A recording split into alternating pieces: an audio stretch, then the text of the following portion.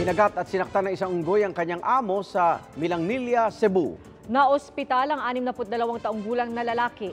Ayon sa kanyang asawa, nakatakas sa kulungan ng unggoy na 5 taon na nilang alaga at tinawag nilang Brad Pitt. Sinubukan nila ito ibalik pero lumaban ito sa kanila. Hindi ito unang beses na nangagat ang unggoy. Na-turn over na ito sa Provincial Environment and Natural Resources Office. At ayon sa Cebu City Veterinarian, iwasang gawing pet ang unggoy dahil kasama ito sa mga hayop na pwedeng maging agresibo. Mga kapuso, sama-sama tayong maging saksi. Mag-subscribe sa GMA Integrated News sa YouTube.